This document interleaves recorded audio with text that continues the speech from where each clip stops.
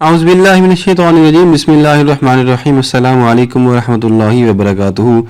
जी viewers, क्या हाल चाल है? उम्मीद करते हैं कि आप सब अल्लाह ताला के फजल व करम से ठीक ठाक होंगे और खुश होंगे। आज एक नई वीडियो लेकर आपकी खिदमत में हाजिर हुए हैं और आज की वीडियो का टॉपिक बड़ा ही दिलचस्प होने वाला है, जुलाई की अहम शख्सियात। आज हम बात करेंगे उन अहम शख्सियात में से किसी एक के बारे में जिन्होंने कारहाया नुमाया अंजाम देकर अपनी अहमियत का एहसास दिलाया, जिन्हें हम भूल नहीं सकते।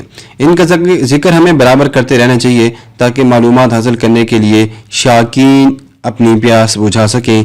एक ऐसी तहरीर जिसे सबसे ज़्यादा पसंद किया जा रहा है, मोहतरमा फातिमा जना। क़ायद आज़म की अज़मत फ़कत उनके फ़हम व फ़रासत, उनकी काबिलियत और सलाहियत की देन नहीं थी, उसके पीछे उनकी बेमिसाल कुर्बानियाँ। हिंदुस्तान के मुसलमानों के लिए उन्होंने अपना आराम बेच दिया, सेहत की परवाह नहीं की, बीमारियों को दरखोर एतना नहीं जाना, अपनी घरेलू ज़िंदगी से ज़्यादा अहमियत अपनी तहरीक को दी। इसी वजह से वो बाबा कौम कहलाए। यूँ तो तहरीक पाकिस्तान के कई और रहनुमाओं ने भी अजीम कुर्बानियाँ दी हैं, मगर क़ायद आज़म के नकूश पा का सही मायनों में ताक़ुब तो उनकी छोटी बहन मोहतरमा फातिमा जना ने किया।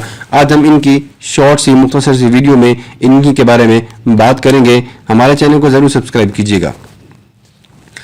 मोहतरमा फातिमा जना ने शादी नहीं की, घर नहीं बसाया, अपना कुल जीवन अपने भाई की देखभाल में सर्फ कर दिया, अपनी ज़िंदगी तहरीक पाकिस्तान के नाम कर दी, हर महाज पर उनके साथ खड़ी हुई। तहरीक पाकिस्तान में ख़वातीन की शमूलियत इनकी करिश्मा साज शख्सियत के तुफैल मुमकिन हुई।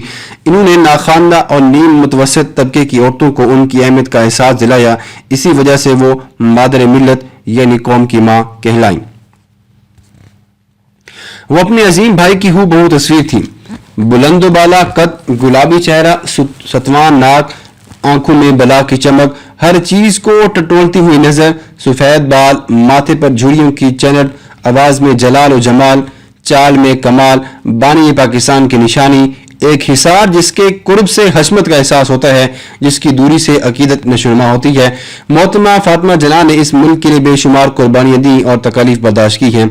याद है कि क़ायद आज़म मोहम्मद अली जना ने जब आंखें बंद की, उनके सामने एक ऐसा पाकिस्तान था जो मुश्किलात और मसाइब के बावजूद फल फूल रहा था।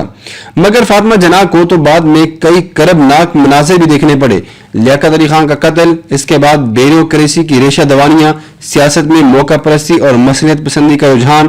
क़ायद आज़म की वफात के बाद उन्हें सियासत से दूर रखने की कोशिश की गई कि नए हाकिम उनके दो टोक मौक़िफ़ और एतमाद से खूब ज़्यादा थे।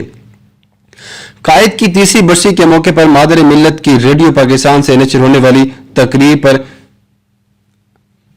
एक तकरीर हुई जिसमें यह बताया गया जिसमें बहुत सारी बातें जो है वो की गई। मोहतरमा फातिमा जना 31 जुलाई 1893 को कराची में पैदा हुई। 2 बरस की उम्र में माँ से जुदाई का कर्ब सहना पड़ा। अब बड़ी बहन ने परवरिश की जिम्मेदारी संभाल ली। इस जमाने में बड़े भाई मोहम्मद अली जना इंग्लिस्तान में ज़ेर तालीम थे। जब वो लौटे तो फातिमा 4 बरस की थी। वो बम्बई जाकर वकालत करने लगे। यूं कुछ बरस के लिए यह पूरा ख़ानदान बम्बई में चला गया। वहीं पर उनकी इब्तदाई तालीम का इंतज़ाम किया गया। 1902 में बांद्रा स्कूल में दाखिल करवा दिया गया। काबिल तलबा थी, तमाम इम्तिहानात अच्छे नंबरों से पास किए। 1906 में सेंट पैट्रिक स्कूल का हिस्सा बन गई। 1913 में सीनियर कैम्ब्रिज का इम्तिहान पास किया। फिर अहमद डेंटल कॉलेज कलकत्ता में दाखिला ले लिया। 1922 में वहां से डिग्री ली। 1923 में प्रैक्टिस शुरू कर दी। जब 20 फरवरी 1929 को क़ायद आज़म की ज़ोजा रत्ती जना का इंतकाल हो गया, इस वाक़े ने फातिमा जना की ज़िंदगी ही बदल दी। उन्होंने क़ायद आज़म की देखभाल की जिम्मेदारी अपने कांधों पर ले ली। अब वो भाई के शाना बशाना काम करने लगी। सियासी नुकात पर बहस करती, उन्हें अपने मशवरों से नवाजती। 1934 में जब क़ायद आज़म मोहम्मद अली जना लंदन में थे तो फातिमा जना भी उनके हमरा थी।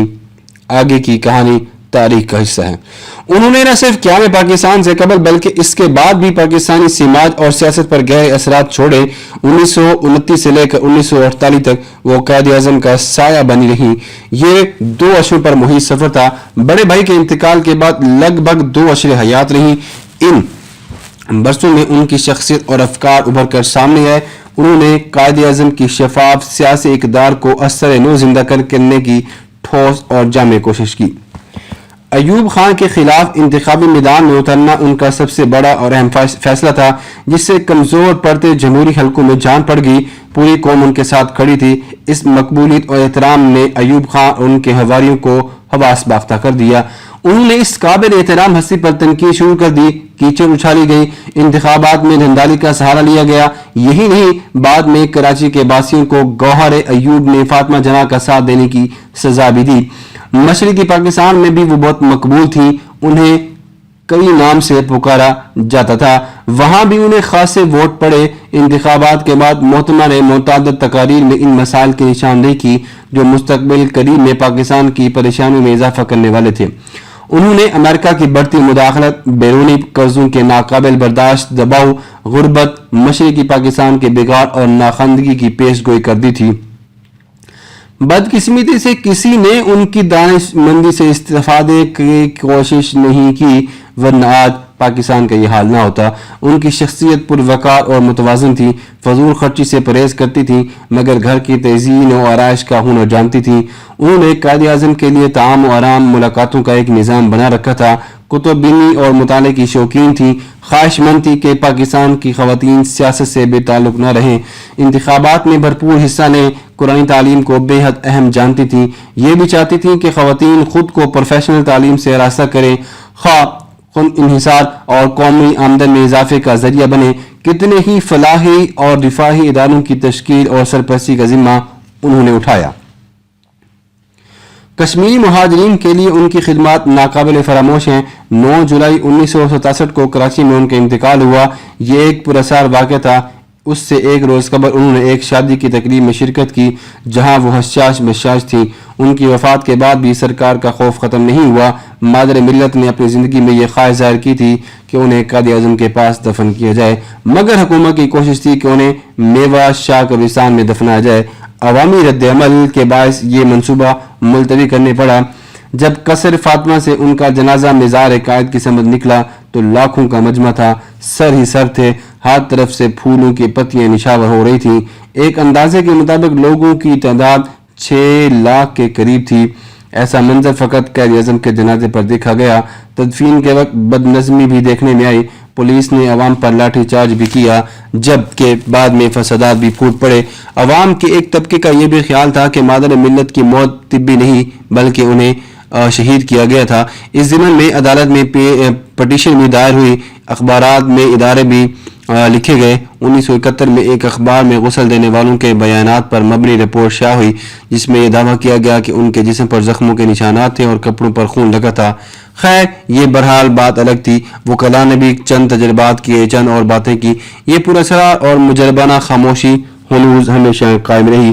تو یہ تھی آج کی ویڈیو، چھوٹی سی، امید کرتے ہیں کہ آپ کو ضرور پسند آئے گی کہ محترمہ فاطمہ جناح نے اپنے بھائی قائد اعظم محمد علی جناح کی کس طرح سے خدمت اور مدد کی اور پاکستان بننے میں کس طرح سے ساتھ دیا۔ امید کرتے ہیں کہ آپ کو ہماری کاوش پسند آئی ہوگی۔ اگر آپ کو ہماری کاوش پسند آ رہی ہے تو ہمارے چینل کو ضرور سبسکرائب کیجیے گا، بیل آئیکن کو بھی ضرور پریس کیجیے گا۔ Thanks for watching. اللہ حافظ۔